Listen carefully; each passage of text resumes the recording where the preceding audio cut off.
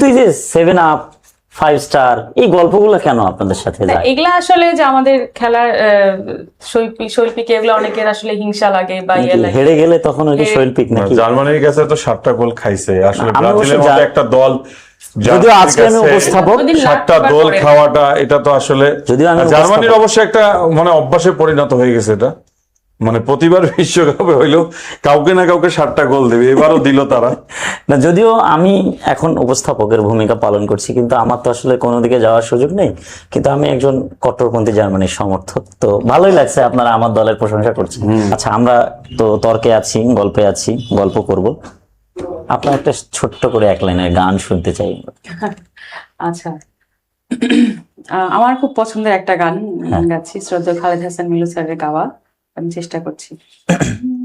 অনেক সাধনার পরে আমি পেলাম তোমার মন, পেলাম খুঁজে ভুবনে আমার আপনজন। তুমি বুকে টেনে নাও না প্রিয় আমাকে, আমি ভালোবাসি ভালোবাসি ভালোবাসি তোমাকে তোমাকে।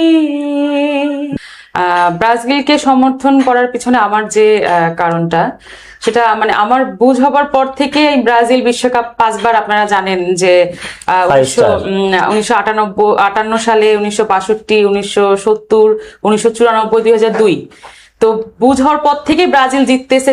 তো এটা দেখার পর থেকেই আসলে ব্রাজিলের রোনালদিনহো এদের খেলা ভালো লাগতো, এবং তখন থেকে ব্রাজিলের সাপোর্টার। এবং আমার মামাকে দেখেছি যে এত বেশি ব্রাজিলের সাপোর্টার ছিল যে মামা একবার পুরো ফেস এবং চুল টুল সব হেয়ার কাট তখনকার ব্রাজিলের রোনালদোর মতো ইয়ে করে ফেলছিল। ওই জন্য ব্রাজিলকে অনেক বেশি ভালোবাসি। তাদের শৈল্পিক যে খেলাটা, তারা যে মাঠে যখন নামে, মানে তাদের দৃঢ় আত্মবিশ্বাস, এই জিনিসগুলোর জন্য ব্রাজিলকে সাপোর্ট করি। আর যেটা আপনি বলছিলেন ঘরে যুদ্ধ হয় কিনা, না, আমার আর্জেন্টিনার খেলার দিনে টেনশন হয়, যদি আর্জেন্টিনা হারে তাহলে তো ওর মন বেশ খারাপ থাকে এবং সে কি করবে না করবে দিশাহারা হয়ে যায়। এই জন্য একটু সব মানে ইয়েতে থাকি, টেনশনে থাকি যে যা জিতুক, সে ভালো থাকুক।